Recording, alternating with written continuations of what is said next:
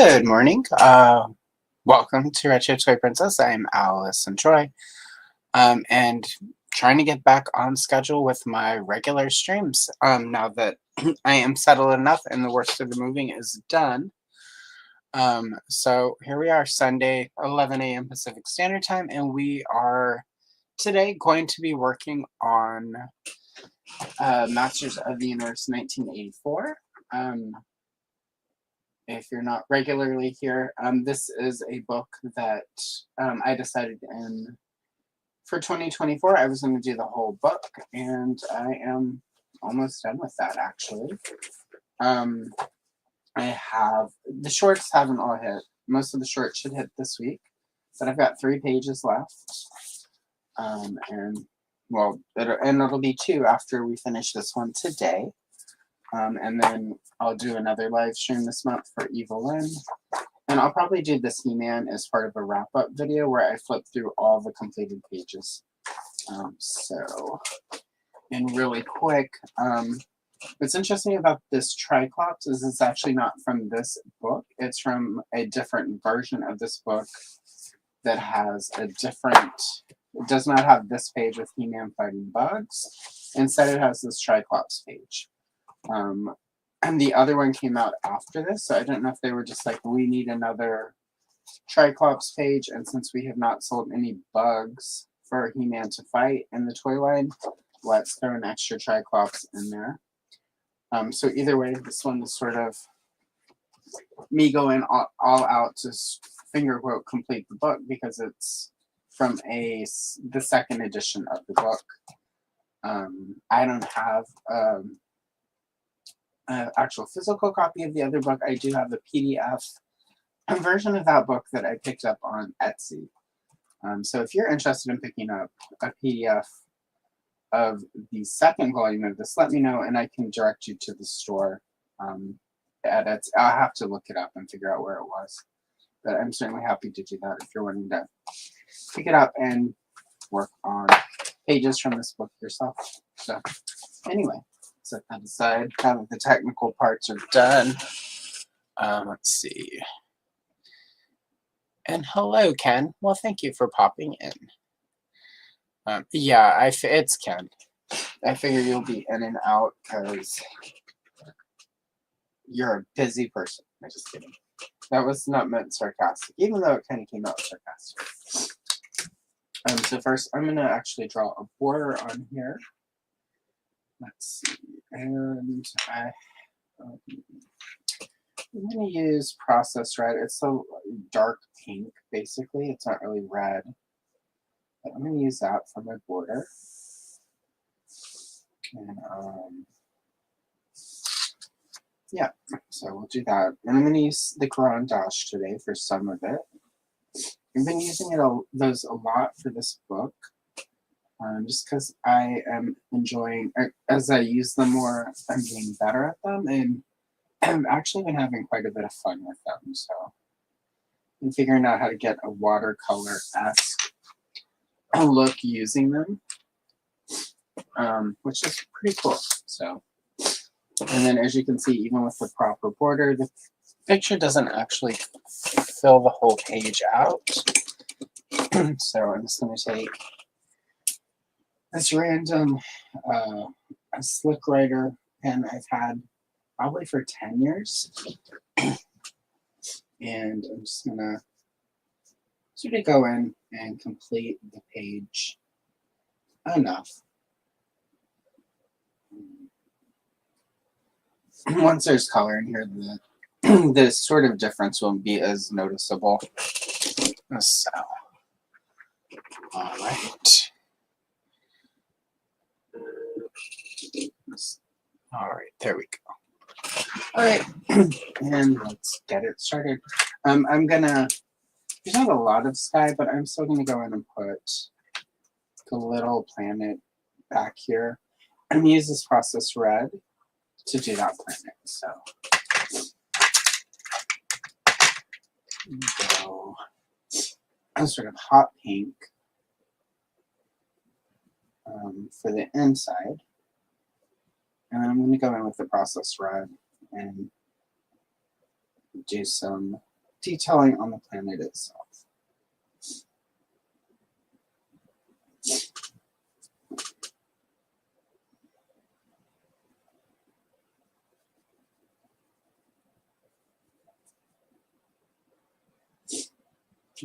And I need to. Oh, hello, Thanos. It's been a while. Welcome. I mean, like days and stuff. And hello, Andrew. Lovely to see you again after Thursday. Yep. No, Wednesday. It was Wednesday that we were all here doing the rural juror. So lovely to see you. Thank you for popping in. Going in now with the process red. Let me darken the top of the planet rather than the bottom. Just because it's Eternia. I have not kept a track of all the planets I have added. And I have not tried to add sort of any of the official planets from any of the planetary maps that were released during the Classics era. I'm just sort of making them up. And it's technically at this point in 1984, it was still, there was definitely no official canon as far as what planets and stars you could see from the Eternian sky. That was definitely more of a Classics era when Scott Metlick was trying to get everything sort of cohesive and smashing everything together to make a single narrative. So this is way before that, and we're gonna lean into that.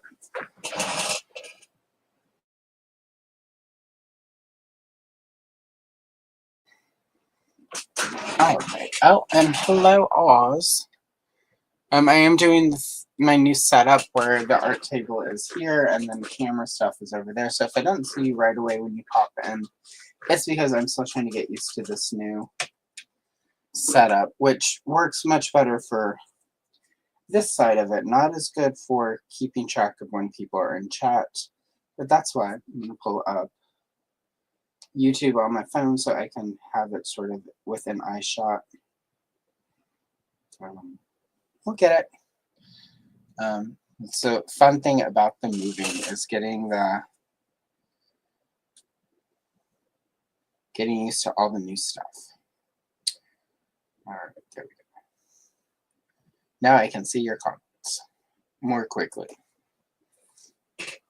and stuff. All right, so now I'm going to do the sky, and I'm going to use the Grand Dash. Since we went pink here, I'm going to actually do just sort of jet black. But just because I think with the pink, that'll look a little bit better. And it will make everything I want to do over here stand out a little bit more. I apologize for the sniffles. The new place is great. Our backyard is full of stuff that I'm actually allergic to. And it's been raining, so we can't actually just get out there and cut it. Hopefully we'll be able to do that tomorrow once things dry out enough. And then we can slowly start weeding out the stuff that triggers my allergies.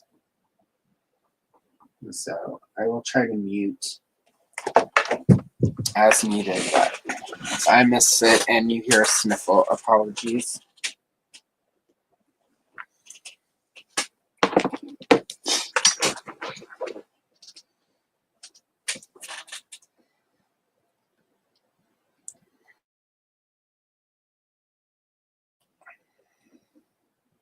Oh, wait, there we go.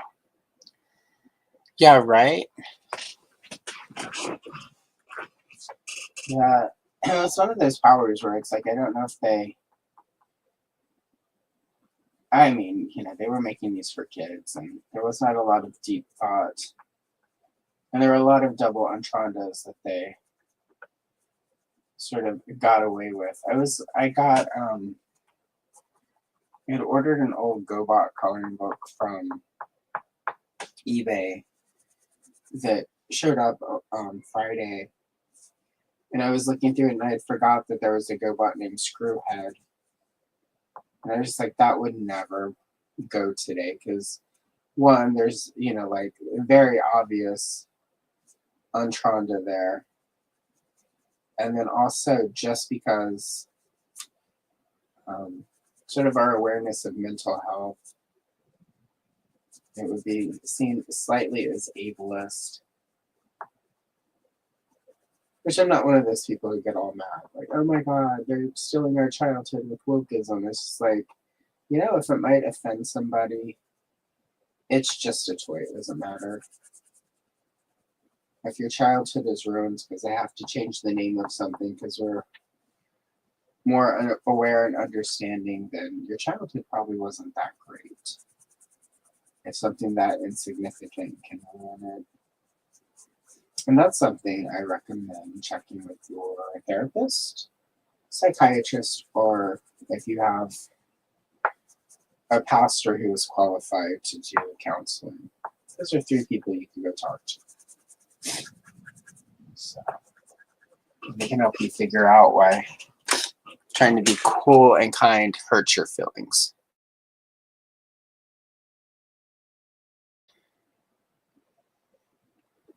Oh yeah, I mean that's the thing. It's like, you know,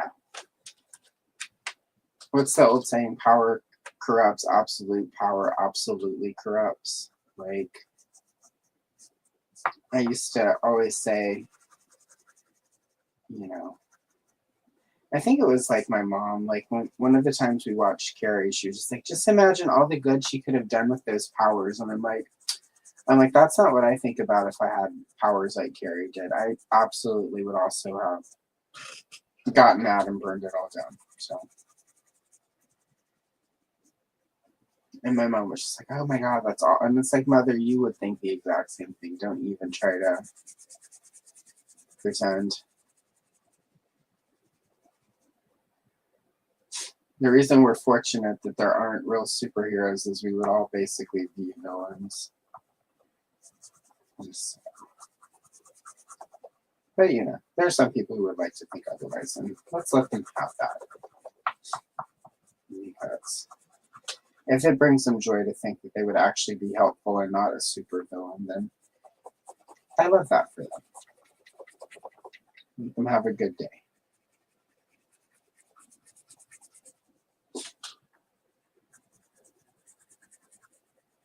I'm going to do yellow for the ground, but I'm going to go in and add some colors so that it's not just yellow. So this is the part of this process where I feel like I'm 3 again because it's just kind of coloring.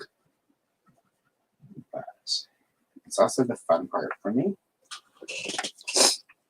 Oh my goodness. I took an allergy med. So hopefully that will take care of things. I apologize again for the sniffles. But whatever. We're all human.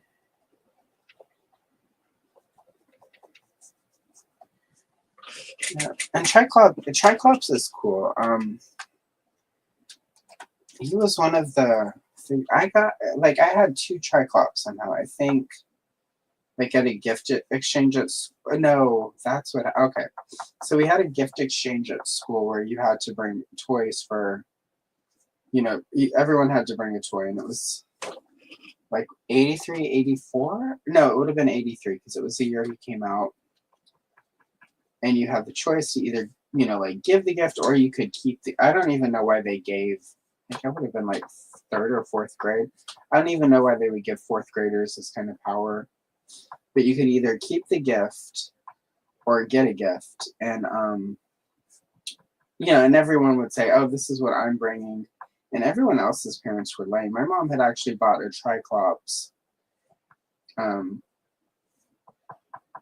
Yeah, because we were told to bring like gender neutral toys because it was just like everyone was going to trade. So there wasn't like no strawberry shortcake. And for whatever reason, my mom thought MOTU was gender neutral. I guess because of Tila. Thank you, gender norms. I mean, it made my life easier. I don't know why.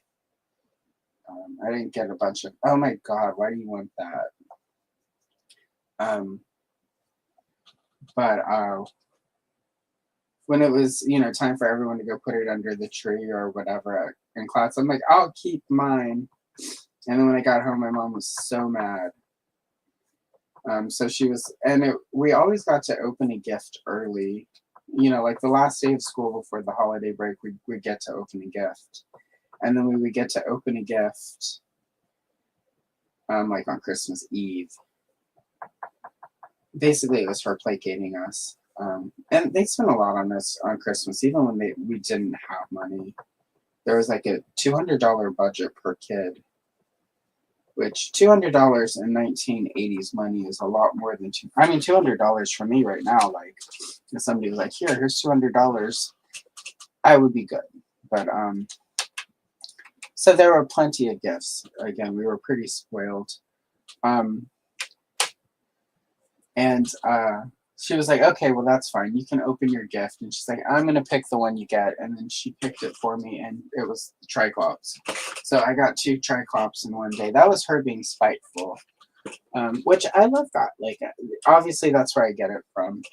Because my dad's not particularly spiteful, but oh, my mom could be. So that's how I had 2 Triklops. But it worked out because my brother opened his gift. And he didn't want it. It was a Star Wars. I don't remember even which one it was. So I traded the Triklops for a Star Wars. And that made her more mad that he didn't want the Star Wars figure. It's probably like a Bestman security guard. Like, she would always save the good presents for other days. She would have not had me open that Triklops if she wasn't trying to be spiteful. And I loved I think it was the black Bestman guard as well. And my brother was like, because my brother was getting bored with Star Wars. He loved MOTU. That was the year it was like MOTU and Smurfs for him. And she still would buy him Star, because it was a way to shut me up so that we could finger quote collect them all. So I got a black Bestman. It was a black Bestman security guard. She was so mad because she tried to basically punish me, and I got my way out of that one. And then we both had a Triklops. So that worked out. We also both ended up with Spike Wars, but that was because I was at my grandparents' for the summer. It was the summer She-Ra came out. And my grandmother basically bought me a Spike War. And meanwhile, my brother was still staying home for summers because he was too young at that point for my mom to feel comfortable sending him off for a summer, which is weird because she started sending me like immediately when I was a child. And we moved far enough away, like I would go spend weeks with the grandparents starting at like 1 year old. And my brother had to wait till he was like 6. So I don't mind though, because it meant I got to be an only child again for a summer.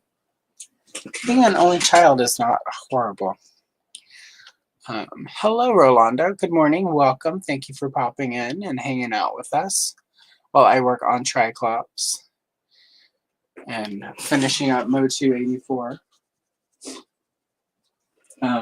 What's funny though is like the way that the artist has kind of drawn this. It looks like he has like a hood on right in here, rather than this being his hair in the background. So that'll be interesting to figure out. It's too much water. So I'm going to do all this first so it can dry, and then I can go in with the paint pen and add some stars. And some space and shit in here. I set up, I have an older computer, and I got my one finger quote black. I ordered it before, but now that we're in a small town, I don't get instant overnight delivery like I used to from Amazon. So I ordered it a while back. It took longer to get here. But I ordered a Blu-ray because I have an old computer. So it's an old PC, which I'll need to replace this year. But in the meantime, and the disk drive on it doesn't work. And I was just looking at, it would cost like $300-400 to replace it or fix it. I'm like, that goes toward a new PC. Because I need a PC for work. Laptops just don't. For all the documentation and stuff I have to do for my day job. And the security stuff, it's easier to do it on a PC than a laptop or a tablet or whatever. And so I got an external Blu-ray drive that also plays DVDs that I was able to hook up Friday night while I was working on stuff, and then yesterday during the day, and I watched. It plays DVD, so I watched the original theatrical version of Star Wars on DVD. And it's weird because I'm so used to, at this point, Han shooting first, that whenever it didn't happen, I was confused. I was like, wait, what happened? So. And then I was like, yeah, and it looked weird when they did that because literally the way that scene was edited, it was weird that Lucas didn't go back, because in the original cut before Marshall Lucas, his wife, went in and like tightened that up in editing. He had a lot of extra scene in there.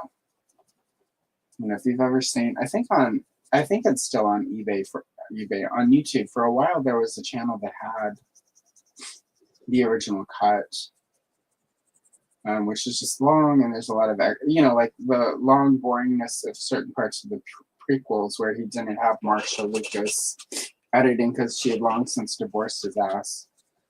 Makes sense because, that was the original one. Scenes lingered too long. They went in like edited more tightly so everything moved faster. But I don't know if it was just where like there was no way to bring up the old negatives sort of to the same quality.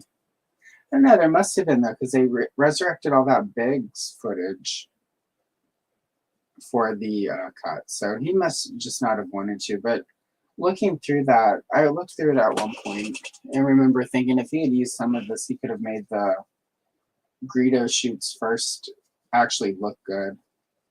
I think the whole problem for me with Greedo shooting first was just how bad that effect looks. It's literally like a still of the scene with a shitty laser effect CGI'd in there.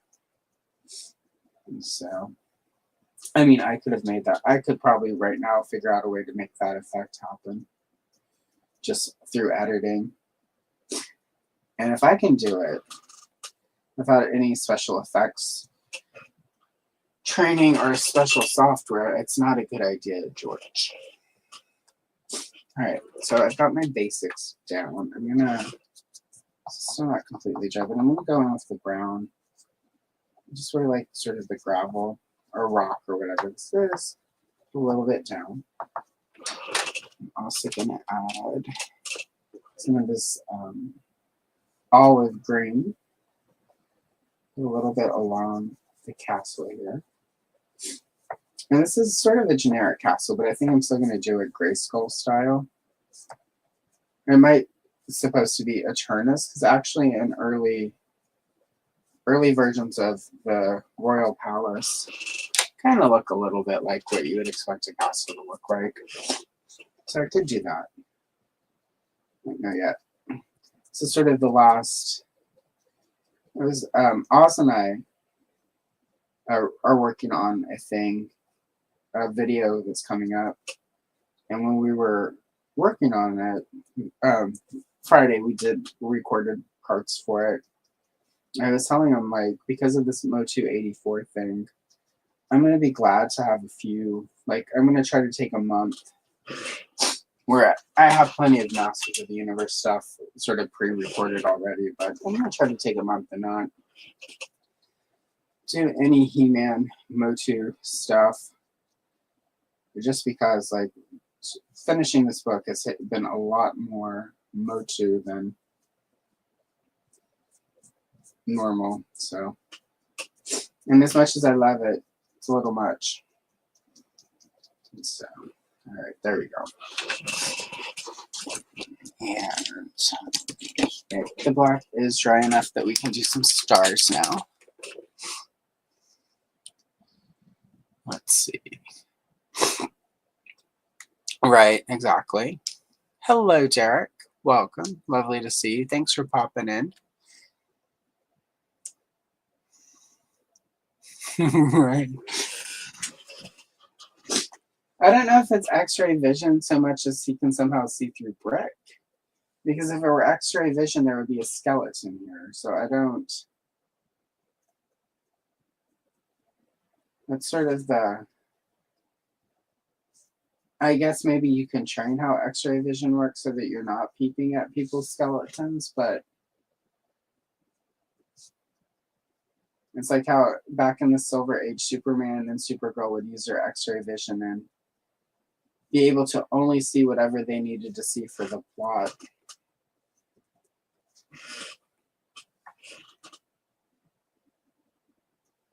I mean, and back in the day, like when cancer screening and stuff was not great, there are a lot of people Supergirl and Superman could have saved. So, all right, I need to, because the flagpole was lost with the black paint, I'm gonna go and let's see. Here we go. We'll do gold. No, actually, I'm gonna do gold. I'm gonna just use yellow. Because if I use a metallic gold, I might lose. It might get lost in all of it. Whereas with the shallow, it's going to stand out better. There we go. Excellent. Now we have flagpoles. Like that song by Harvey Danger from the 90s that we all loved. All right. Let's see. So yeah, Eterna's Palace was like sort of like an orange color. And then I seen it pink as well. Should I do that or should I just do green gray skull? Well, actually though, because Triklops has so much green, I may not want to do a green castle. While I figure it out, let me grab a blue over here and just do some blue flags. There we go. It gives me like 3 seconds to figure it out.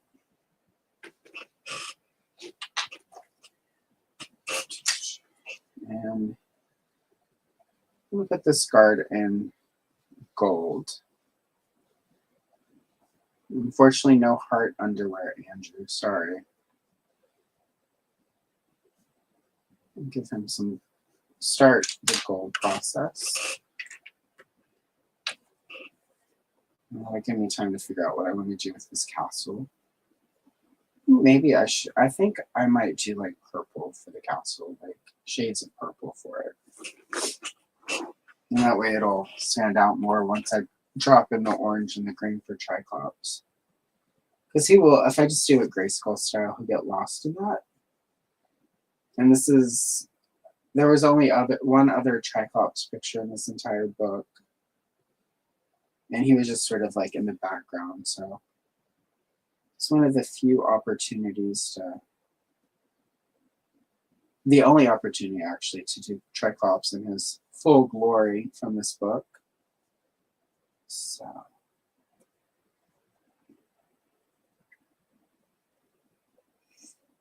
there we go. All right, started with gold.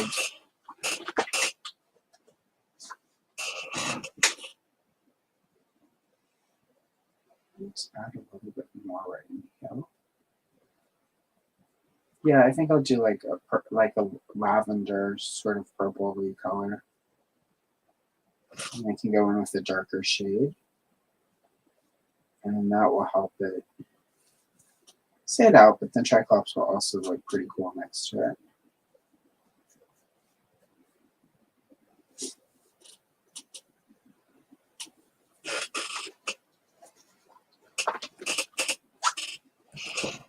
Right, I'm just going in with some yellow to finish the gold effect look. This guy's armor.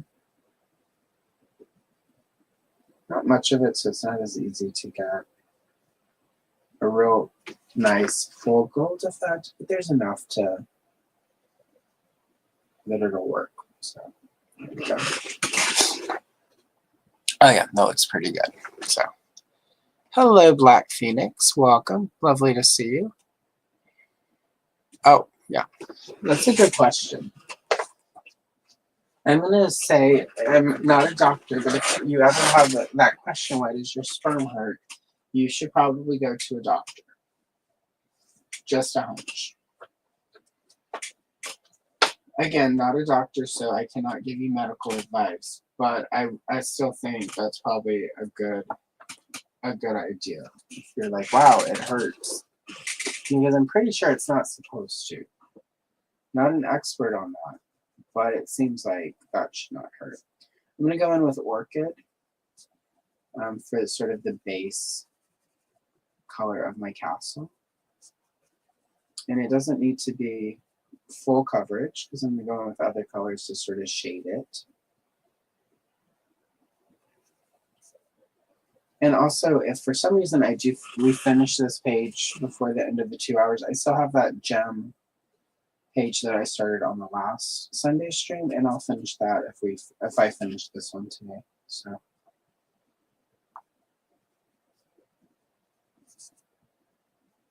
And then next Sunday, I'll be here with Andrew, who's in chat, of Gady's Toys, and we're going to color some Scarlet from G.I. Joe. So that'll be fun. It'll be good to hang out. He'll be my first guest for coloring in the new space. So, not that he's going to be here because he's in Canada, where they don't have Black Friday, and right now they don't have any mail, so. The horrible, horrible Postman movie with Kevin Costner has come true in Canada. They did not know how much the mail meant until it stopped coming. They showed that preview for that movie when I went to the theater to see Scream 2. Again, I'm super old. Me and all of my friends, we loaded up and we went. It was an event because Scream was a pretty big deal. Even friends who didn't normally like scary movies wanted to go see Scream because it had turned into such a event. And they showed the Postman preview before it. And as much as everyone in the theater busted out laughing when he did that, we never knew how much it meant till it stopped coming. When he delivered that line, we just died. And we were in a... because everyone was wanting to go, and some of the people going were pretty flaky about like sort of getting us money, or like it was. But this was before also everyone had cell phones, so it was like we were having to call people, and so we didn't get to go to the big fancy theater. We ended up going to a theater that was in not like the fancy rich part of town, and it was several of my friends' first experience with a theater where there were Black women watching a horror movie, and they had never experienced that, which like that is not something that was unusual to me. But and then of course there's the Jada Pinkett Smith thing in the beginning where she sort of talks back to the screen, and then she's sort of the big Drew Barrymore kill for the beginning of the movie. But we actually, in the theater, one of the ladies down front was heckling Jada Pinkett Smith, and she was like, if I were in that theater, I would get out right now. And I was like, that's a little ironic, but it was a really good time. It was like, I don't know, it was like going to a concert or something. And everyone was pretty interactive. And we all howled at the Postman preview. It was, yeah, it was something. Anyway, so Andrew is living that out. Hopefully you guys don't have to live out Waterworld. Of course, that's more like Florida because of how the erosion is working down there. So Florida will be Waterworld in about 10 years. But at least it'll be Disney, so you'll be able to get snacks, which is super important. Even if it's an apocalyptic future, as long as you can get snacks, you're all good.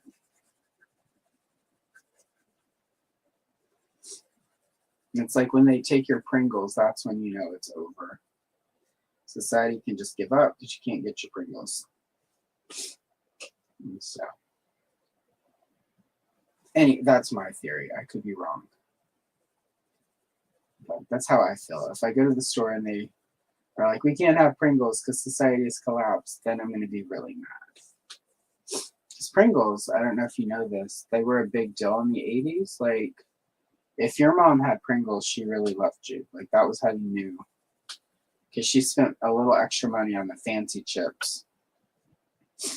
Even though I don't think they were actually that expensive. I mean, they're even still now, I think you can get a can for like, what, $2.50 American?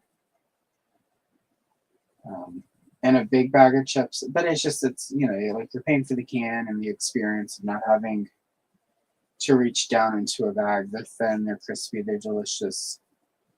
Although I will say their nacho cheese flavor, regular cheese, no, it's not nacho, it's the pizza flavor that I was like, I think you've swung and missed on this one. So, anyone from Pringles is watching this right now, don't ever bring back that pizza flavor. It was not a good time.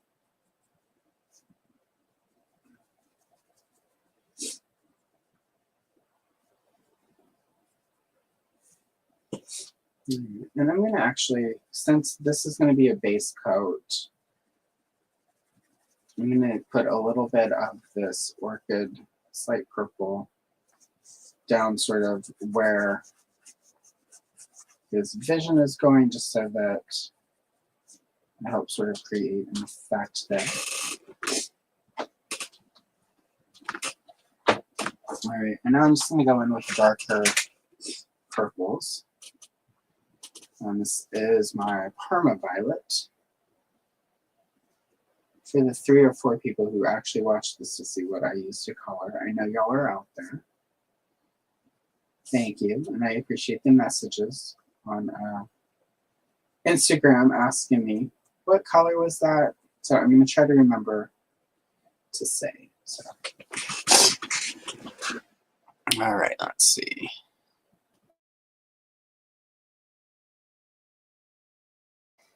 All right, there we go. Yeah, and I'm just going to sort of go this route for darkening the castle. I'm just going to add a little bit, starting with the Parma Violet, and then I'm going to add some other darker colors in there. And then that will help sort of this right here look more like more effecty. I guess that's a word, effect, with the Y at the end. So I'm sticking to it. I mean, if the kids can say Riz instead of charisma, I can say effecty. I mean, it's a little sus, but we're, you know, like, let's just do it.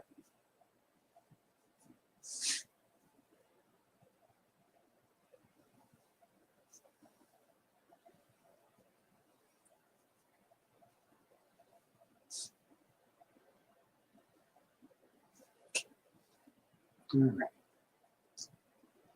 Satya is almost done.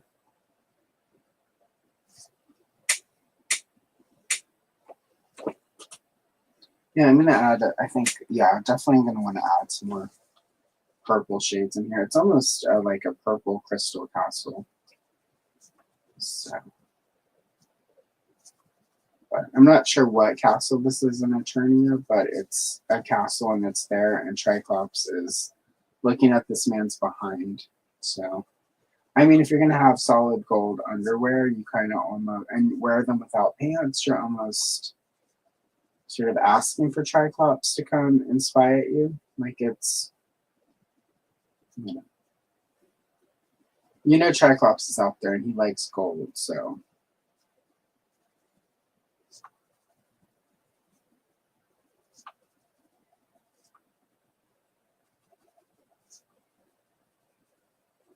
It's funny because Triklops, originally they were going to make him like a good guy, and then at some point that shifted and he became a villain. Which is why he's one of the few villain characters who has like actually like who is a human. Like him, Evelyn, and Jitsu are kind of the only all human evil. Well, not even Ninjor, because they gave Ninjor the monster feet. Originally, Jitsu was going to have the Skeletor feet and the Skeletor arms, and then they made him all human. So, but yeah, and I mean, technically, Evelyn is yellow, so we didn't ever know. You know, I mean, she's mostly human, I guess, based on. I mean, originally she was Evelyn Powers from Earth, a scientist jealous of Marlena.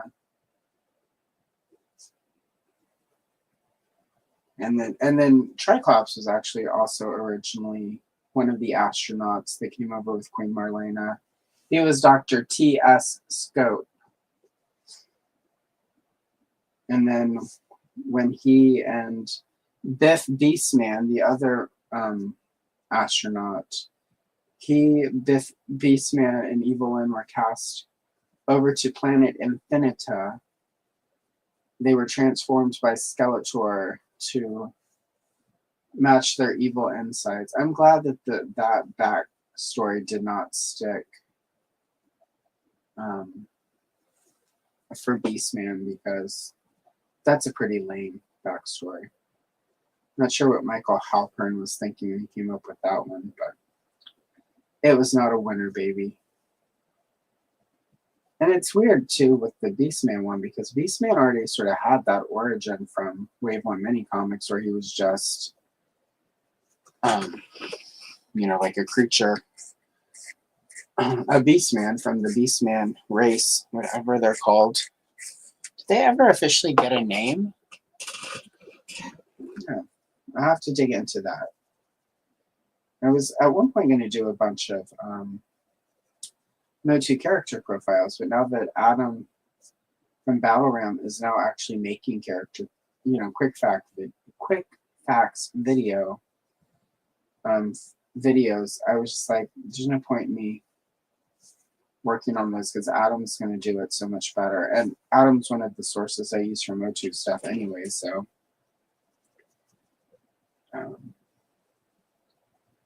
it's almost like sort of a cannibalization at that point if I'm doing content that Adam is planning. So, and there are plenty of other things I can make videos on that nobody else has done yet, or nobody is going to do. And, you know, again, Adam, his research is so much more in-depth than mine on Masters of the Universe, so I'm eagerly awaiting his Triklops video. I probably will finish my Evelyn video, just because I put a lot into that, and it's definitely not a quick facts video. So I actually have it about 50% written, but the Evelyn one, basically I take all of her appearances in the mini comics and in the various storybooks and sort of all the vintage. Like, I don't, the video stops like at the end of the vintage line. I didn't, you said the movie stuff is in there, but I didn't. I'm not as in-depth with my knowledge on the 2000X stuff, so I was like, I'll just end the video there, and then I'll do a part 2 at some point that has 2000X and classics and origins and revelations and all the other stuff.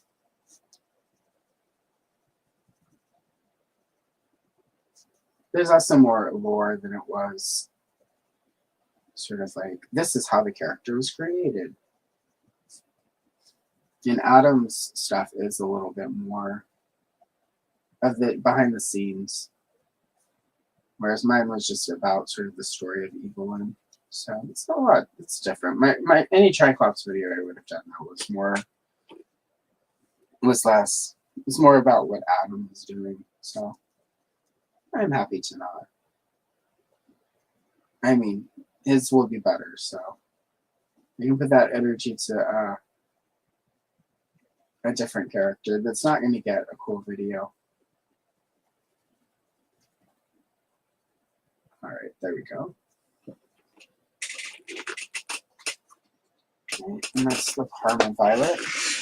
Starting to look pretty good. I'm going to go in with just regular violet, which is a little bit darker. I'm just going to use that to sort of shade it a bit more. Get sort of the edges. A little bit in the middle, but not a lot. It doesn't need quite a lot. Just because I have got those other two colors in there.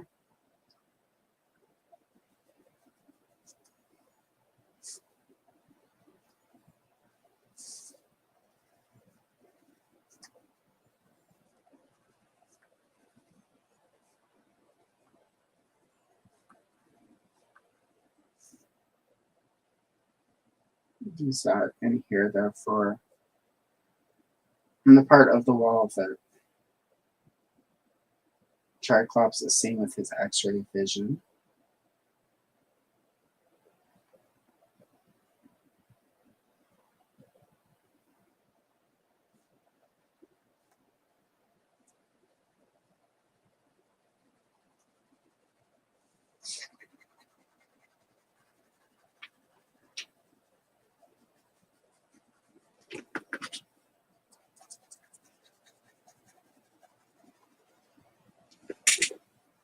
That is that. And then on the last little bit, I'm just going to go in a little bit with the hot pink.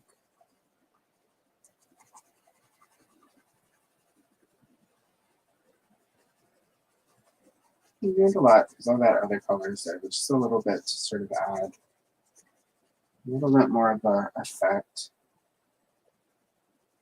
I almost, but not quite, want the again, I almost want it to look like it's sort of crystal, but not. So, and so sort of all these light purples and a little bit of pink will sort of help give it that look.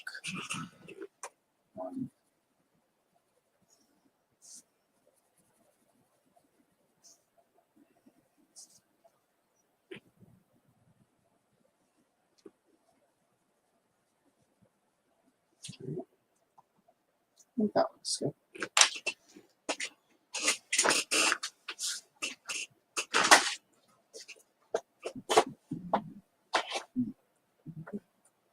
All right, I'm gonna go in with this is black cherry. I'm gonna use that. It's a really sort of dark purpley reddish color. Use that for the little roof here. Well, for the first layer of it.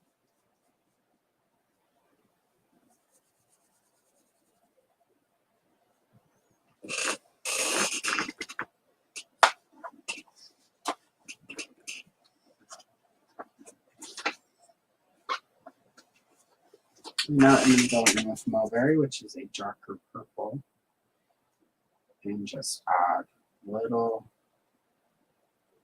bits into that.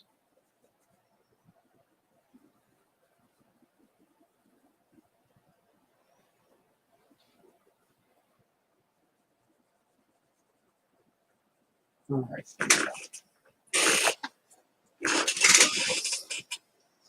Very nice. All right, now I need to finish in the interior, what Triklops can see. So what this is it looks like it's just open sky over here. So I'm going to go in with a black pencil. Because again, it's going to be, you want it to look a little bit like there's an effect here.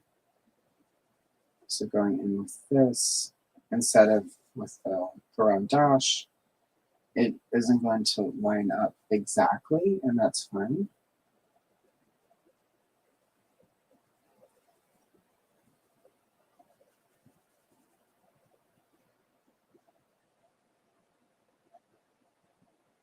And sort of get it really sketchy looking.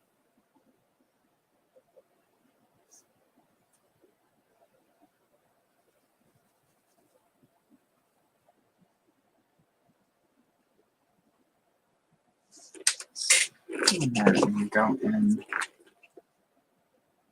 And the stars that I'm putting in aren't necessarily going to show up as well on the screen, but you can see them in person, and that's fine. All right. I'm not going to do a full skin tone on the sky. I'm just going to put like the eggshells again, sort of from far away. Just a little touch of brown around the edges.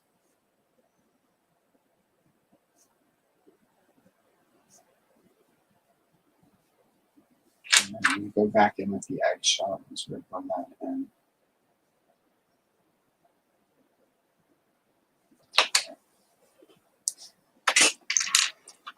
Now I'm going to take my silver pencil, and I don't use the metallics a lot for Prismacolor because they don't actually necessarily work sort of like you want a metallic color to work. But I do find if I want to add sort of like a shimmery effect, they kind of work for that. So do that's sort of the silver over. So I'll create an effect for this X-ray vision.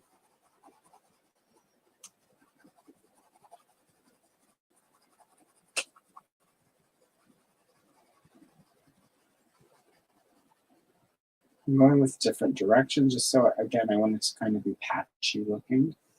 I'm going to do some cross hatching.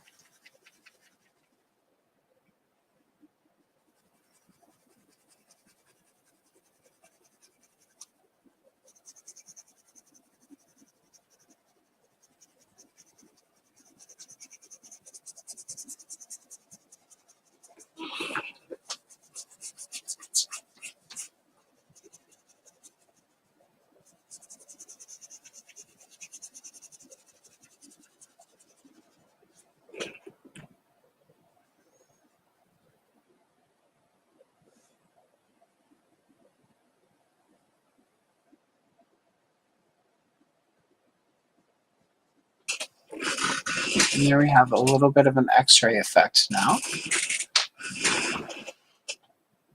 Hello, Wraith Mace. Lovely to see you popping in. How are you today?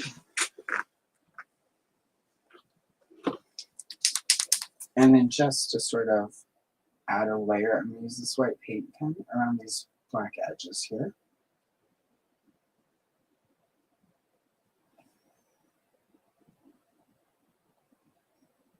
And taking these lines out will, again, sort of help make it look, give it a special effect look.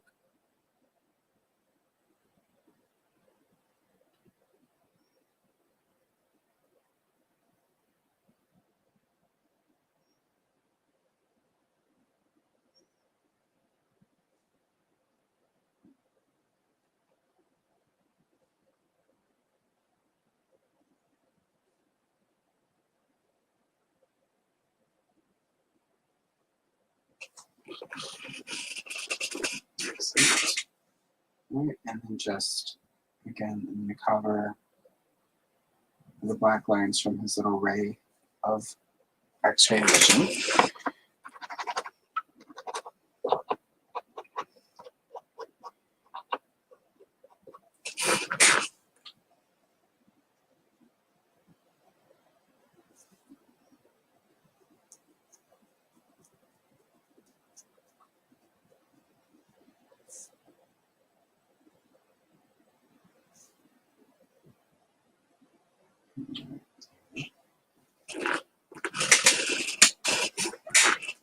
And now just the top.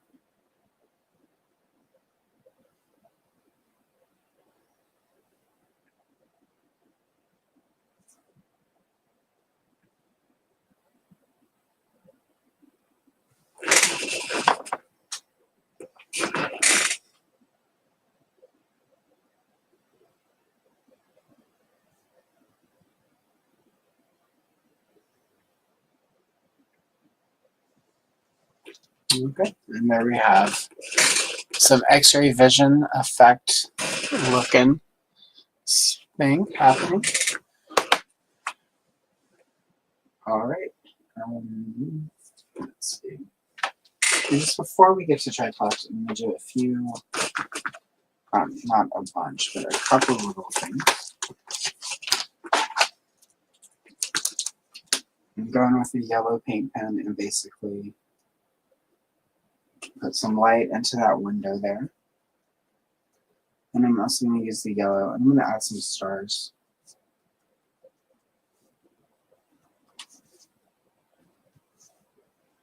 And a planet. So just a couple little extra color in the sky there. And also do so with a little green. A couple green stars.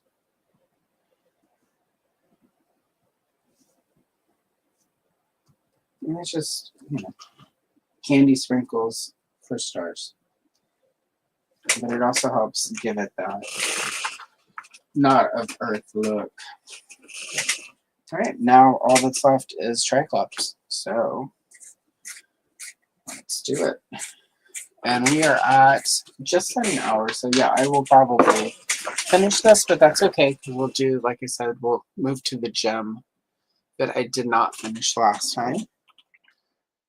And really quick, I'm gonna roll over here and pull up my Triklops reference image. All right, very good. So he does not have a sword, so that makes it a little easier. You just go in with the eggshell and do the skin tone first. I'm going to use oranges and make him a little bit more orange than I might normally.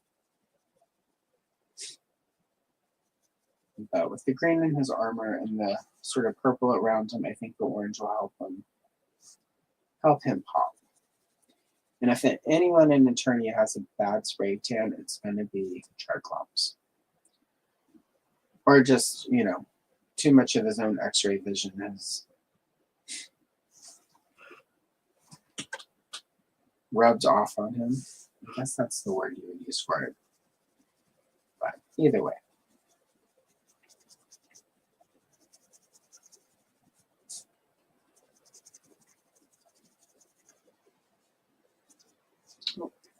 Broken bud.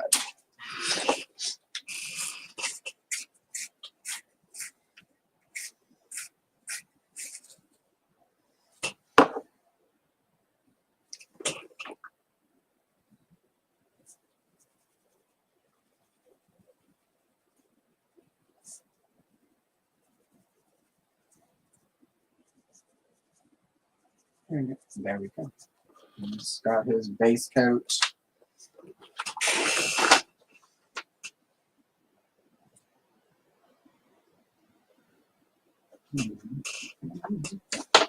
All right, so I'm going to start with his armor, and I'm going to use spring green for it. And I'm going to go in with other greens and add some layers of color. But right now, I'm just going to do sort of a basic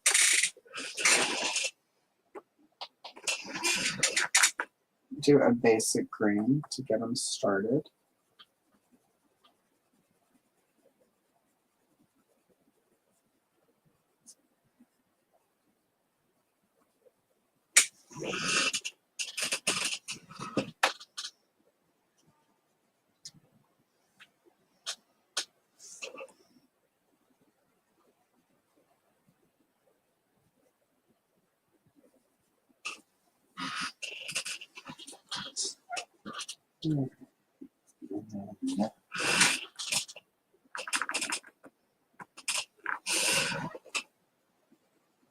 I'm going to do black for his little, whatever this is on his head. That's Toy Colors. Filmation, it was all green, but we're going to go with Toy Colors because this is way more based on the actual toy and probably the cross cell. Because the only other Triklops in this book looks directly lifted from the cross cell art. I'm going to assume that probably the only reference the artist of this book had was cross cell art.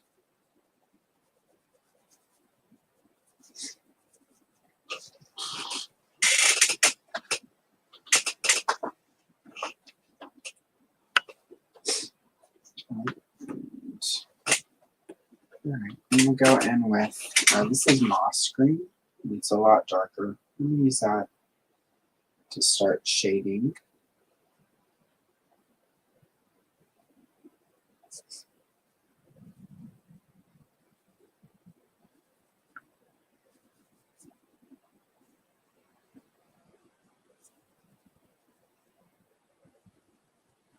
This will darken the spring green, but I'm going to go in with an apple green afterwards.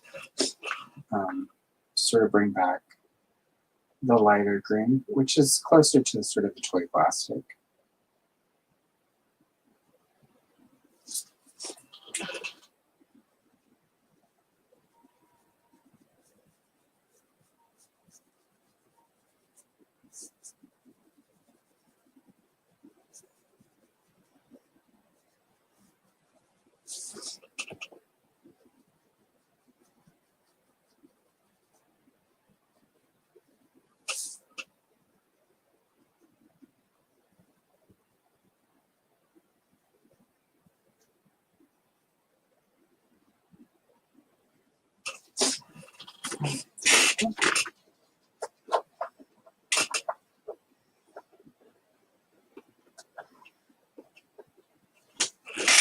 Alright, and now for the apple green.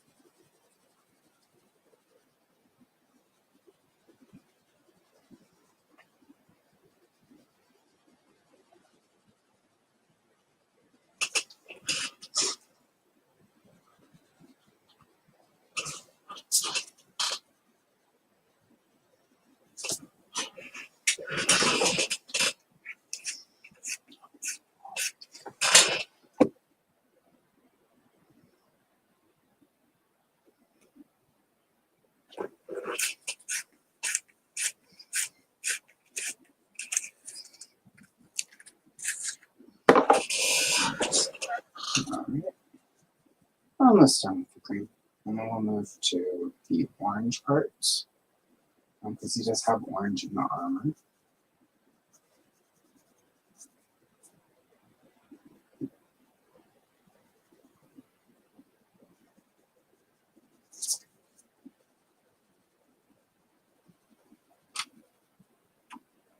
Okay, there we go.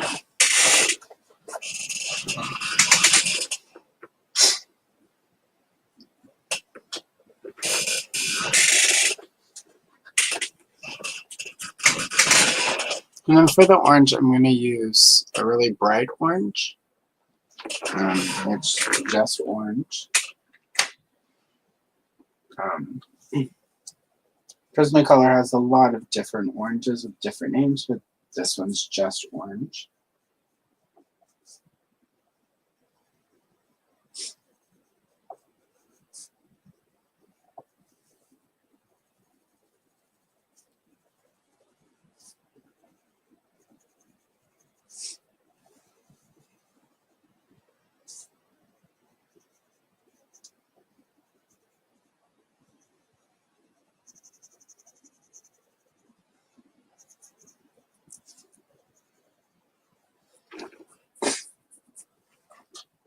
And then his belt is also orange.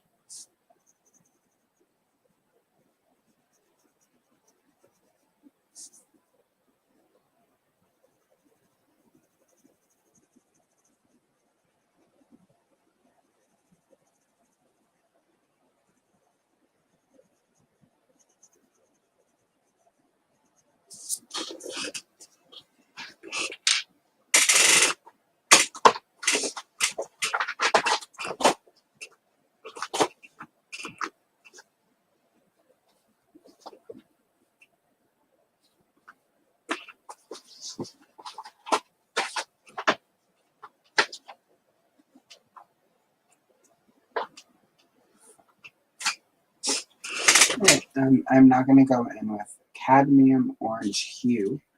Use that to start shading his skin.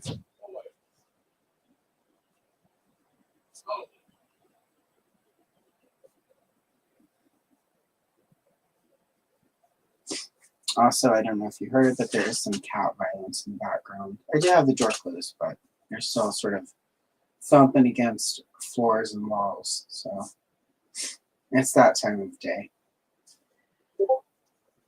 Oh, and there's discord. Oh my goodness, it sounds like some good violence out there. And there's hissing even. My guess is the kitten. He's actually over a year old now, so not really a kitten anymore, but still acts like it. I'm probably just attacked the butt of our oldest cat, who's like 9 now. So he is a playful cat until he's not, and it's usually when the kitten attacks his butt. So, which can't blame him. You know, someone sinks claws into your butt. Most of us would be a little startled. Whether you're into that sort of thing or not. And I say that for Alex's benefit.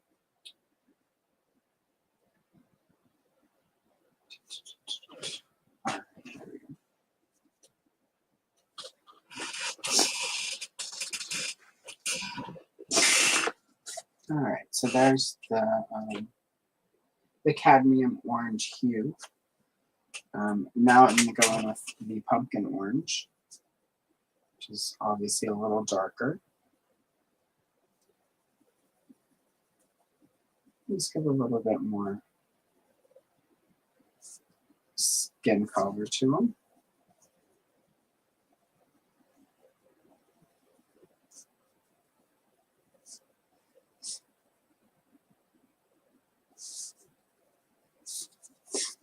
And it's a little rough, but I'm gonna go in with a different color and sort of blend it all in. Right now it's just sort of getting those basic colors in there.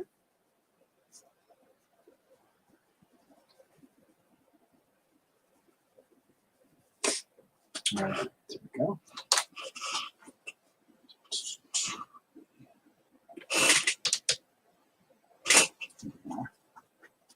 And then finally, I'm going to use for the skin, it's called salmon pink, but it's pretty orange, so close to salmon, but I don't know that I would call it pink. But you got to name all these colors something. And I'm thinking salmon pink probably sounds better than like peachy orange or whatever it actually is. So.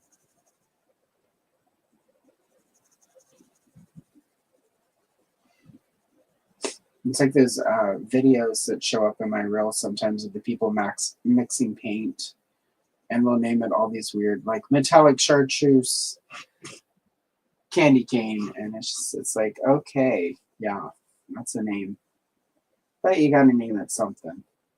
But the comments are always full of people like, oh my god, that's not a real color, you just made that up. It's like, literally, you watch this person mix paint to make a color up, so yeah. It's a real color now. Stop being so joyless on the internet.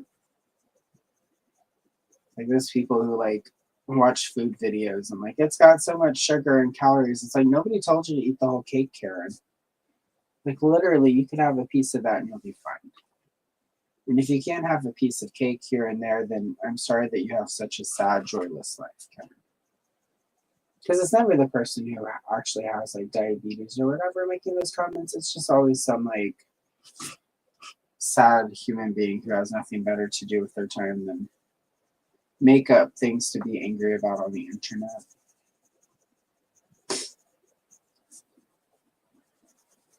Yes.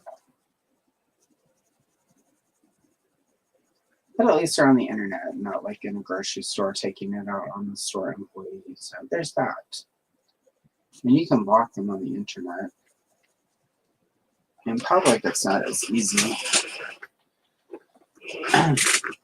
People tend to frown if you just mace somebody because they're annoying.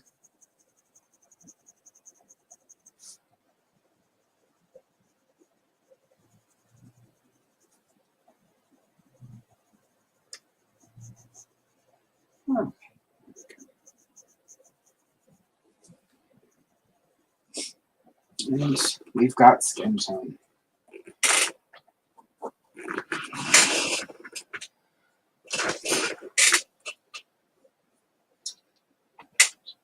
Alright, here we go. Use cream. Use that for the eyes.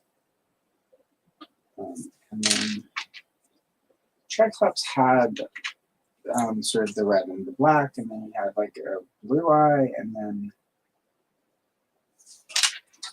there are a couple eyes. So I'm going to do this one as the blue eye.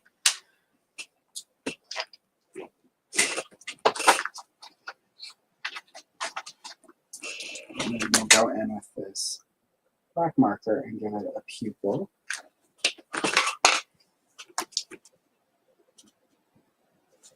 And the white one to give it a little bit of a glare. And this one over here, since it's X-ray, we'll do just red. And yeah, that'll work. The little dot of white there to help hammer it home. And now all that's left is all the sort of black parts of his outfit. And we're at 1 hour and 12 minutes. So yeah, definitely once this is done, I'll be able to finish that gem from last time, which is cool. Wasn't sure where I would be able to fit that in this month with everything else, but we will for sure. And last time I did like 30 minutes, like Rio and most of Jericho, so we'll have about 30 minutes. I should be able to finish that one up pretty quickly. So you'll get 2 page, well, 1.5 page today, which I'm not going to complain about. I got 2 on Friday with the Star Wars. I got Obi-Wan and a Jawa, so that was cool.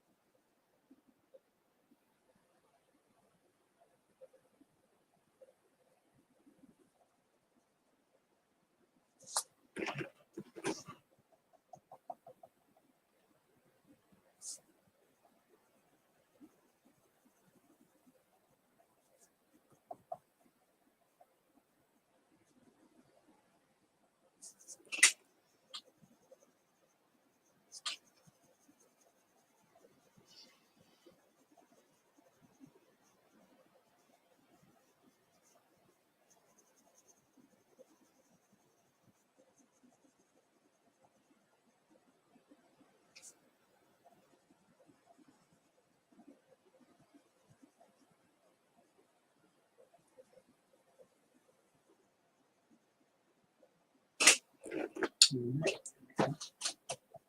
1 boot down, 1 boot to go.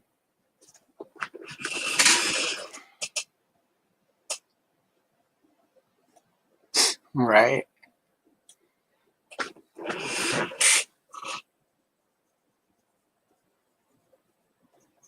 It's all black now.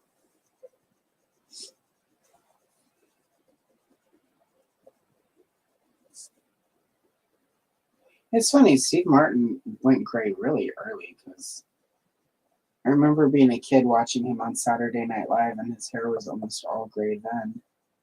Still a little black left. But he's not, I mean, like, he's old now, but he was not that, I think he was maybe in his 30s. Maybe when that happened. Like, he was, I mean, I guess sort of compared to some of the other cast members of Saturday Night Live who are all like in their early to mid 20s, but he wasn't that much older, I don't think. Some people just go gray early.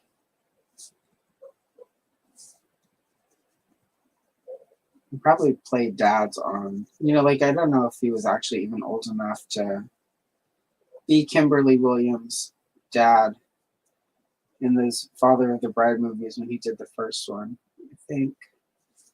Or maybe. I don't know. Maybe I'll look that up later. But yeah, he went white really early. So some people just have that happen. There's nothing wrong with it. I think the kids call it silver fox. I think that's the name for it. Not the kids, the people who aren't silver foxes call it that. All right, there we go.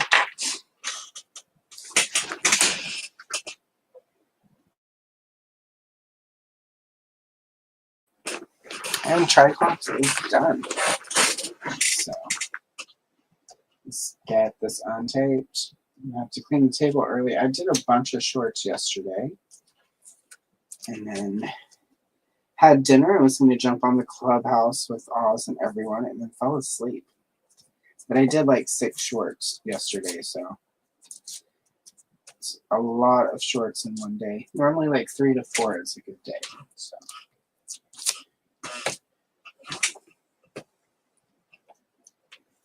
All right, there we go. And there's one last look. And he is done. And then again, my goal is to do all of this book in 1984. I mean, in 2024, because it's from 84. Almost there. These are the only 2 pages left. I will probably do this Evelyn in a live stream later this month. And then this He-Man one I'm going to film. And then there will be a flip through of all of the completed pages that will drop. Obviously, I have to still color it, but based on when I plan on filming it, it should drop like right at the end of the month after Christmas. So yeah, I actually succeeded in completing this one this year. I didn't, with the move, I was not sure that would happen. So just because everything was, it's like a month and a half of like barely being able to film anything, and definitely no live streams. So I think I got 1 live stream the whole time.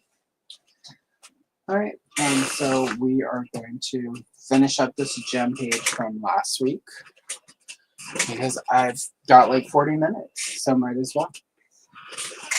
And also really quick, I have not done the coloring yet, but I'm going to film a flip through of this How the Grinch Stole Christmas book and color a page. So that video will be hitting sometime in the next week or 2. I'm going to film that after the stream. I'm going to go have lunch, and then I'm probably going to film the Grinch stuff just so that I have it all filmed so that I have time to edit.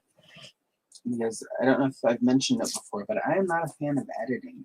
So, not my favorite thing.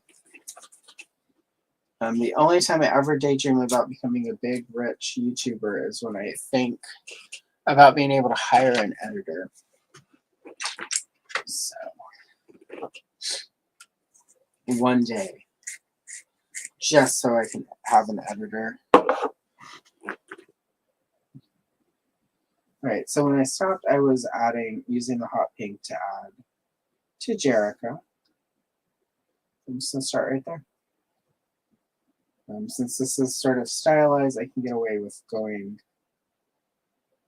a little bit more colorful with some of the choices I make here. Yes, and it's also gem, so the whole style of gem is often obviously going to be a little bit more 80s hyperbolic.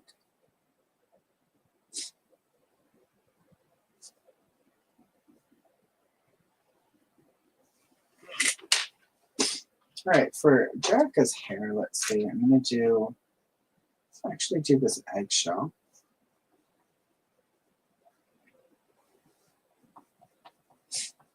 Let's go ahead and do the hair. I'm going to do full coverage with it because I'm going to go in and add different layers to it. Jerica is often portrayed as sort of like a ash blonde. So I'm going to try to keep that and keep all of the sort of gold, a lot of the gold out of it, because she doesn't tend to have, ash blonde doesn't tend to have a lot of gold in it.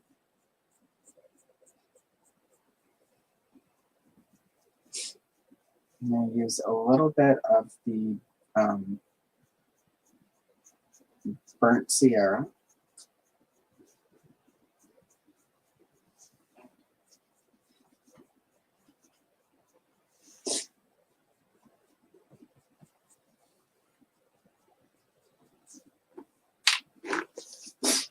And then some Deco Yellow.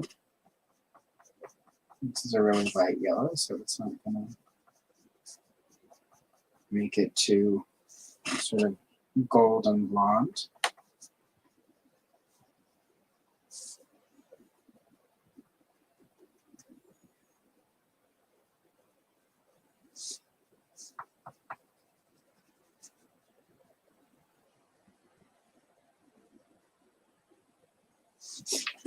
All right.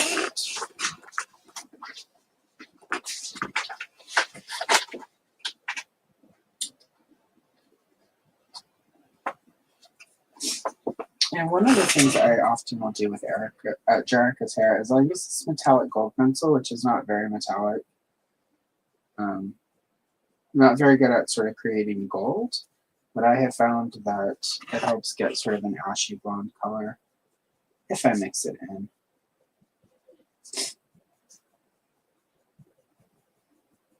And it'll also help when I do Gem's hair because that's got way more, all the pink and all of the sort of a yellowy blonde.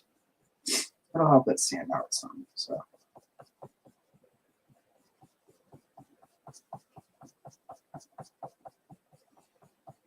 And one of the secrets to hair is just making sure those strands are in there. So you get your lines. And then that, I want to say it was Corey over at Colorfully Optimistic. She does adult coloring. And I'm pretty sure I learned this watching one of her videos. So if you're wanting to up your hair game, definitely check out Corey because she does a lot of really cool combos. So she does a lot of like pink and blue hair tutorials. So if you're wanting to do more fun hairstyles, definitely go check out Corey. One of my favorite creators. All right. Let's finish up Jerica's hair. And we'll move to Gem. But yeah, so see, it gives it that sort of dark ashy blonde look without getting sort of a bright gold look. Thank you, Thanos. All right. All right, so Rio is done and Jerica is done. It's time for Gem. So again, I'm going to use the eggshell. And it's time for Gem's skin.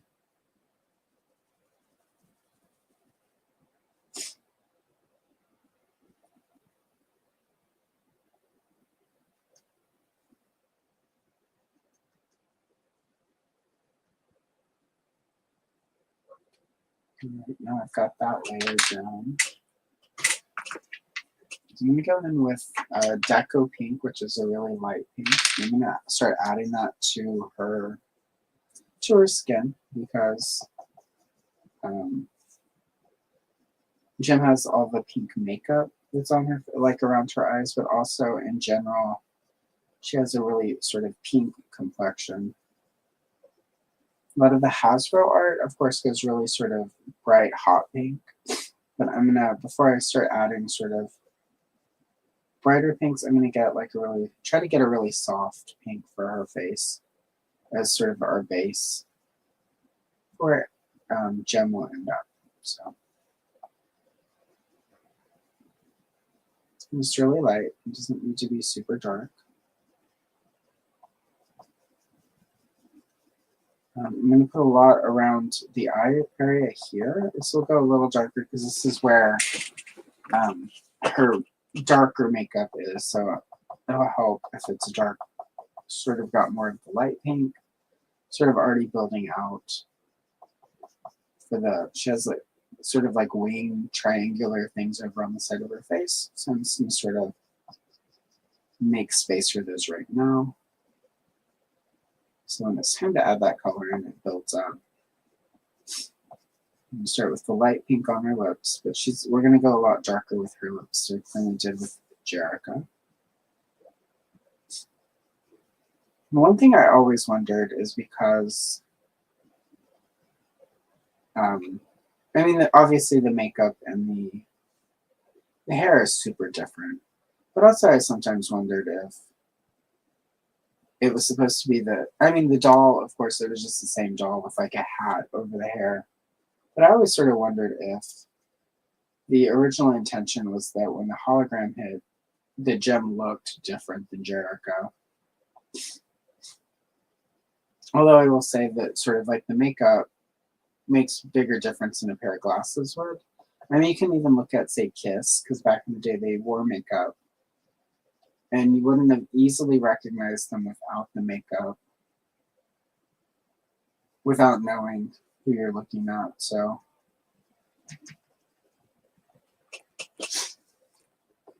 for Jerica, I believe it, and Gem, I believe it just a little bit more that people weren't able to actually say that they were the same people, just because makeup can make a huge difference in a way that a pair of glasses doesn't, Clark Kent. All right, there we go. Got the basic face for her down. I'm going to go in first with hot pink, which is the same pink I used over here, but I'm going to build it out with the process pink. With the process red, I'm sorry. Meantime.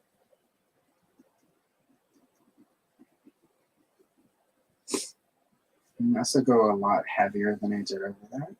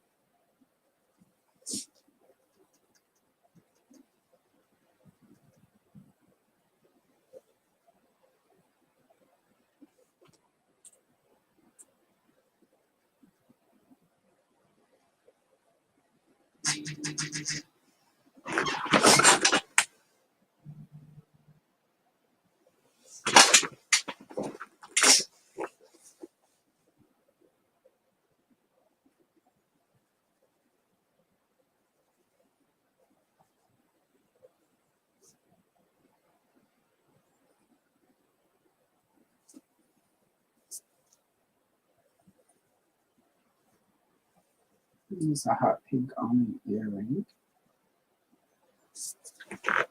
Right. Now it's time for the really dark pink, the processed red.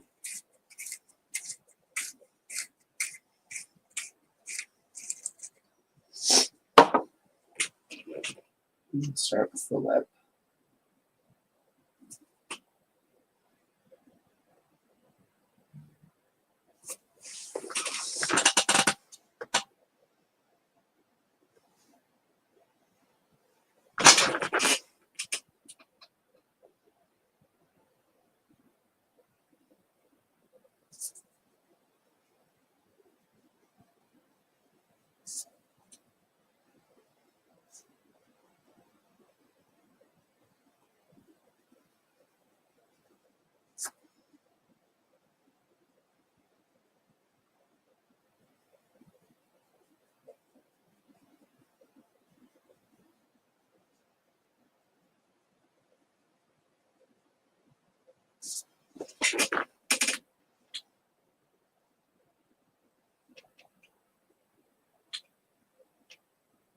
There we are.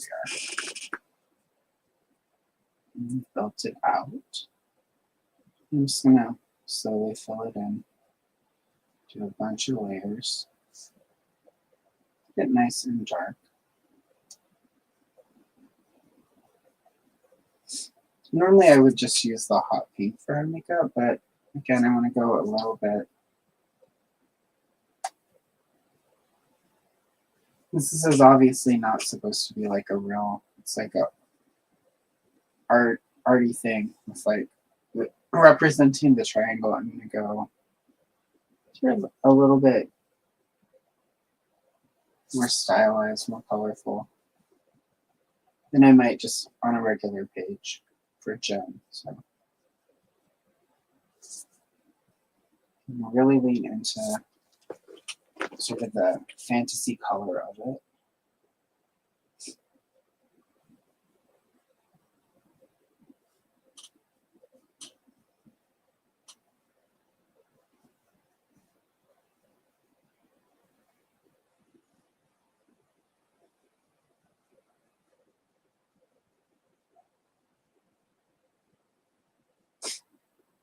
There we go.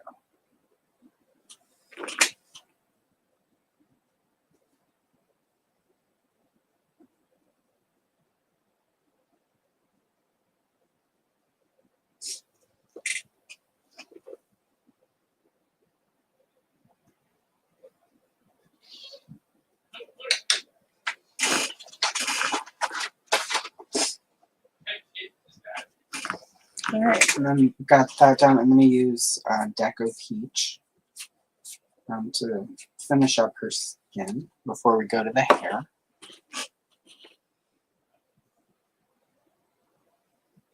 And she's like to sort of blend in some of the the process red. I'm going to call it process pink, and that is not right, but that's okay.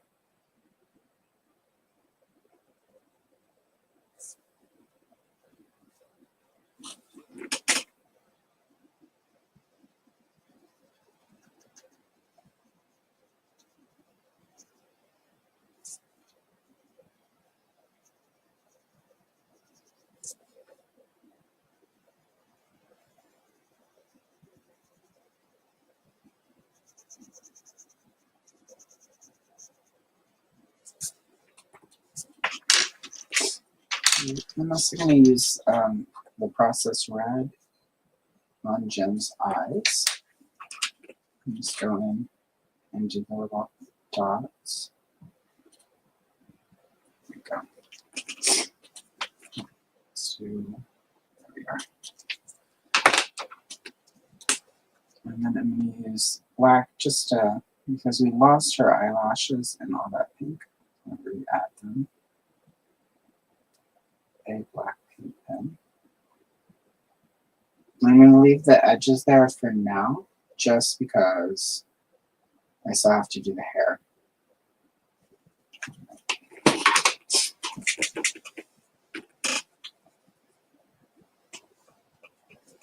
All right, for the hair, it's going to be hot pink, basically the same combination that I used for her skin and makeup. And then I'm going to use the cream for her hair. So.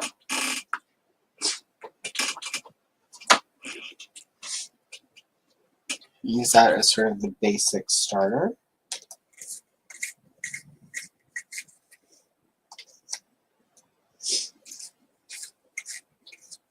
And the toy had sort of blonde and pink. That was to sort of facilitate the,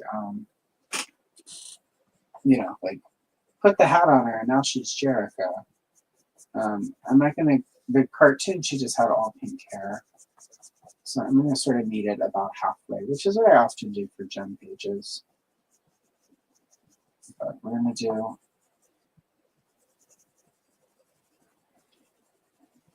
sort of this cream, and I'm going to just do it sort of unevenly like I did over there. Because going into adding more of the pinks, a lot of this will get lost anyway. I sort of want it there under everything.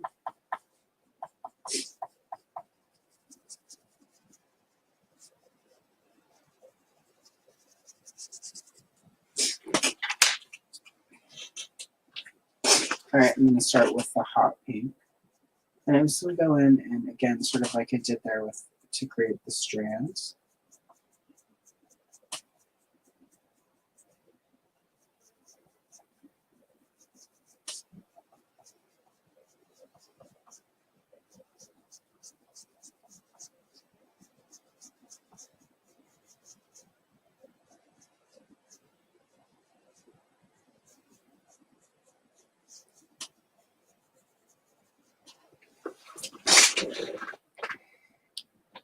Hello, Payne. Lovely to see you. Thanks for popping in to say hi. I definitely appreciate that.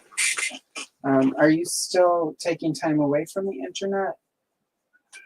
Because if not, we should chat. And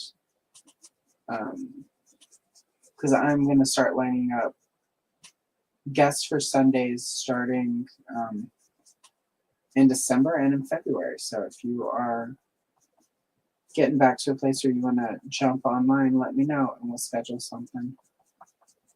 So it'd be fun to have you back and hang out and chat.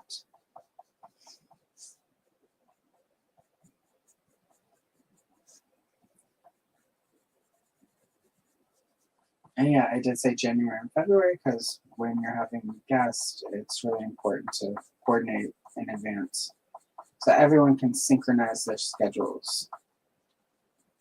I do have a guest next week, Andrew from Gady's Toys. And the week after that will be Tony from Tony's Figs. We're going to do, I think, Voltron. I still need to get Tony some books so that he can pick a page. Do that after the stream. Or two. Like he should probably pick 2 or 3 pages. All of the Voltron books I have are pretty... the art is pretty straightforward and bare bones, so those will go fast. So I will probably need 2 or 3 pages to do Voltron with him. So, but I'll do that after the stream.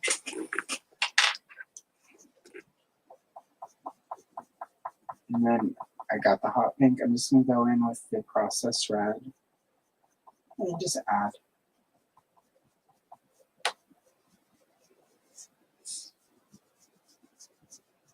You don't want to cover the hot pink, I just want to sort of add a different layer to it so that it's got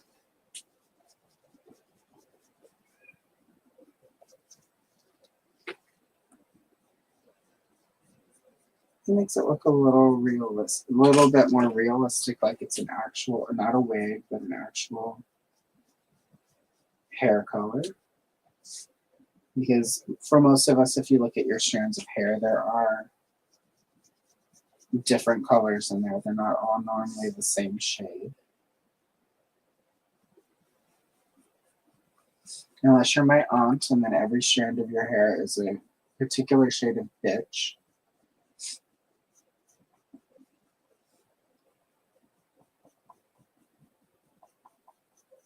But I'm sure even her hair has variances.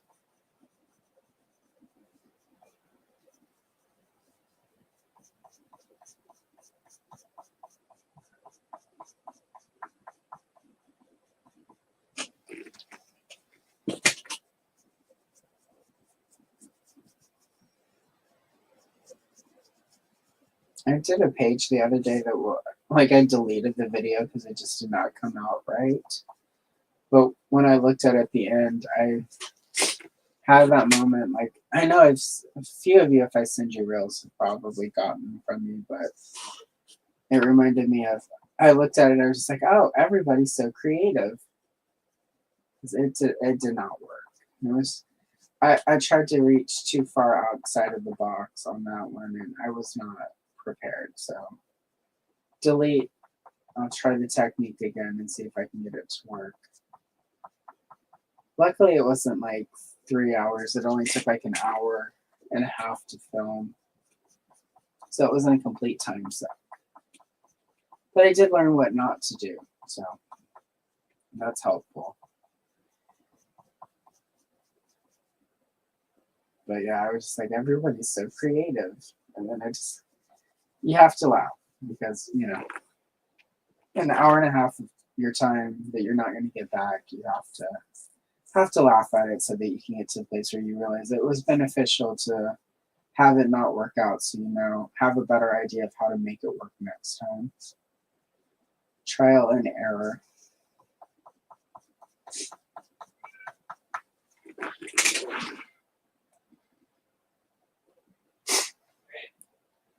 Hello, Mega J. Lovely to see you. I know, right? That's the question we all ask all of the time. How can you compete against yourself? What happens when Rio, this is the real question, Mega J. What happens when Rio figures out that he's been dating the same girl and she's been lying to him? So that's the real question, I think. Like, how does the relationship start? Because I'm going to tell you, like, I would be, after I stopped throwing furniture, I would definitely not ever talk to that person again, because that's straight up psychotic. I'm not a health professional. I can't technically diagnose anyone as psychotic, but I will say that the whole Jericho gem thing is a little psychotic. Like, she's definitely got a disconnect from reality there. I'm just going to go over the pink of the earring with a little bit of silver. And then I'm going to use a pink, pink. I almost have the sissy space I can carry. Pink. It's pink, mama. I'm from the same part of the country that Sissy Spacek is from, so her accent is very recognizable. It's very easy for me to slip into it as well if I'm not careful. And nobody needs that this morning or today, depending on where you are. Let me use a darker pink as well. So I'll give that earring a little bit of magic, since that's how she communicates with synergy. Right? Wow, that went pretty quick. I'm gonna do, obviously we're gonna do the logo, but I need to look it up because I can't remember, because I know it's sort of got like a, it like fades between colors. So let's look at the, I'm gonna look at the Gem and the Holograms logo. Okay, so oh, here's the one I want. All right, so it's like yellow, then sort of an orange, then a pink, and then a dark purple. That I can do. All right, so we're going to start with the star, which in all the logos is pretty much mostly yellow. I mean, there are a few where down in here it gets some orange. And since I already did sort of like a gradient fade thing there, I'm going to sort of do it over here. Let's see, here's some orange. Just a little lightly in the bottom, do the orange.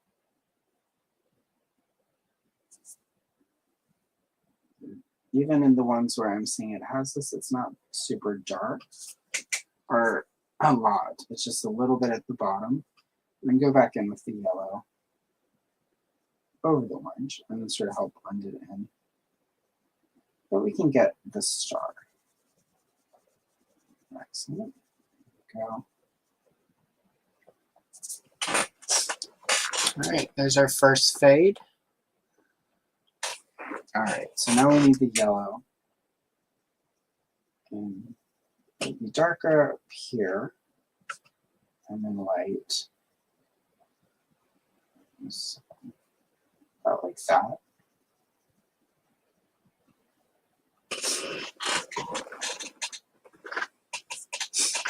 And then the next, again, is sort of an orange. So I'm just going like this. It's not a lot of orange.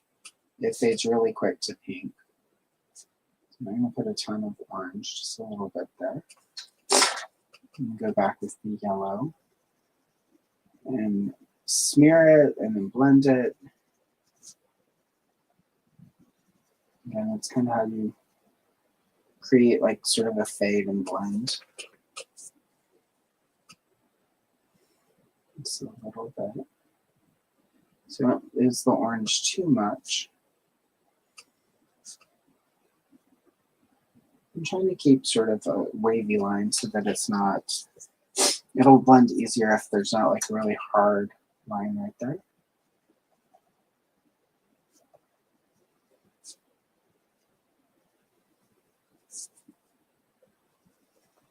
Okay, there we go.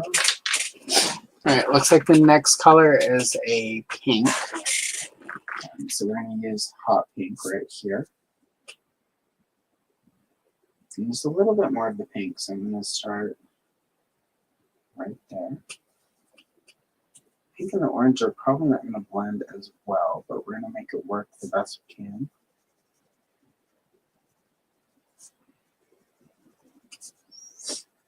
This is a sort of blend that in the 80s they would have done with like airbrush, and now you do with a computer. I'm just obviously doing it by hand with colored pencils. So I haven't practiced, and plus these are not normally colors that you blend. So it's not going to look quite as nice as the actual logo, but for what we're doing today, it's going to be fine. When you're not submitting this to Hasbro or the Loyal Subjects or any company for any specific reasons, or just doing this because it's fun. So it's okay if it's not perfect. It's not the best blend. We will survive. Much like Gloria Gaynor, we will survive. This might be a little crunchier on the other side.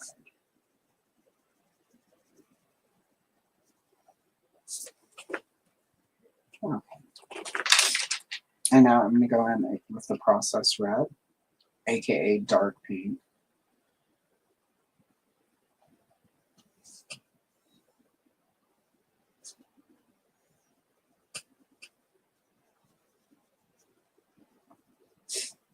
Let's go for this.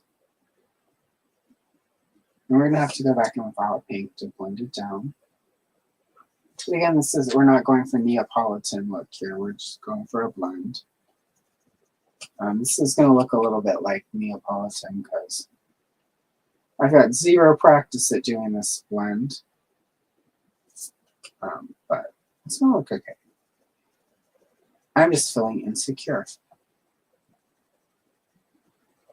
I don't actually often do things on stream that I haven't like done on a short or another video, or just in private when I'm coloring for myself. So, all right. Right, now we need to go into the purples. We're going to start with mulberry. I'm going to start over here in the J.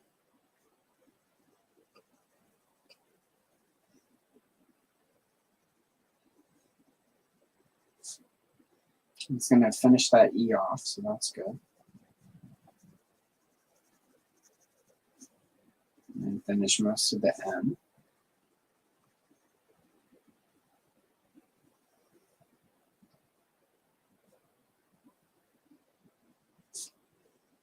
Okay. And then back in with the process red so that we can sort of blend that layer together. That is one of the secrets, in my opinion, of doing a blend, is after you've added the two colors and blended it with the second color, you go back in with your first color and do another layer on top. Could be completely wrong, and if so, oh well, it works for me. So, all right, and then for our last layer, I'm going in with dark purple. And start at the bottom. Work my way up. Go as dark as I can, get as much saturation as I can. And right up with the mulberry. And then, of course, blend it in just a little bit.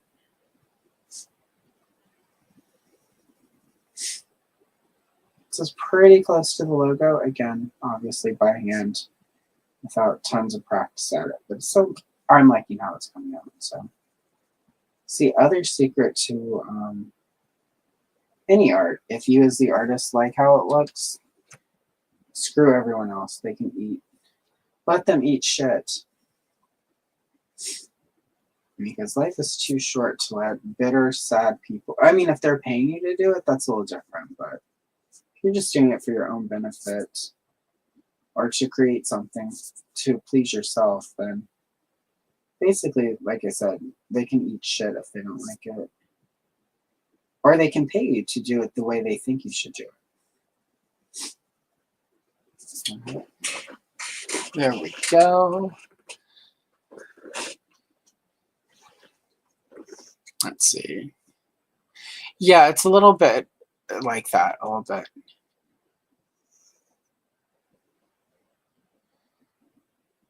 Right? Yeah, like as a kid, I made an assumption. When I rewatched it as an adult, it made no actual sense. Like, 0 sense, like, from the whole decision to. I kind of got it at first. I got, like, when Eric owned Starlight Records, you know, to me, I kind of figured, well, it's like, well, technically, if he realizes it's Jerica, then he technically might own Gem and the Holograms, right? So that was her sort of protecting her music. But once she owns Starlight Records, there's no reason for her to continue the charade. Because there's no, Madonna had her own record label that she used to release her own records. Like, even in the 80s, you know, that was, of course, in the 90s, but even in the 80s, there were people who had vanity labels, you know, were releasing their own stuff. Like, it made sense before Jerica got Starlight Records. After she owned Starlight Records and Eric was out of the picture, it made no sense. So, you know, and again, like, from a practical point, it's because kids like that sort of adventure play where it's like there's the secret identity. But long term, it doesn't quite hold up. So technically the outline of Gem is supposed to be white, but because this is on white paper and I'm not going to do a whole ass background, I'm going to go in with this yellow and just lightly trace around the edge of Gem. Because why not?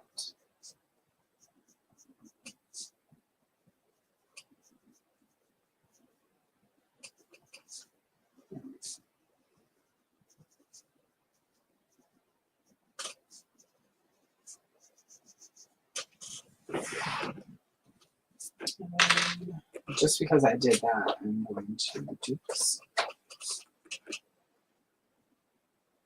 Going with this yellowed orange and sort of the yellow part up here. I'm going to just so that this star in the yellow stands out a little bit more from the yellow outline I just did.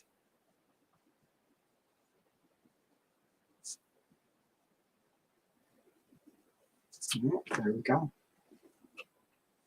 And maybe I'll add some to the holograms.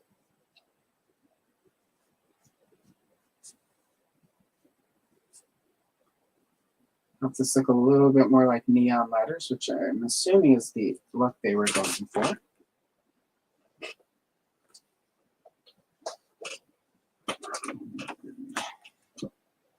It's the white pen to direct the white dots in Rio's eyes. And then I'm gonna not use a paint pen, but I'm going to use black to bring back Rio's eyes. I mean his eyebrows, and then finish that curl. There we go. And I do need the black paint pen so I can finish Gem's eyelashes.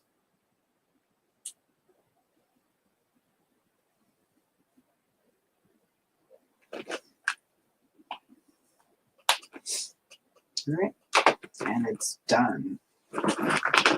And it is 5 minutes till stopping time, so that actually worked out pretty well.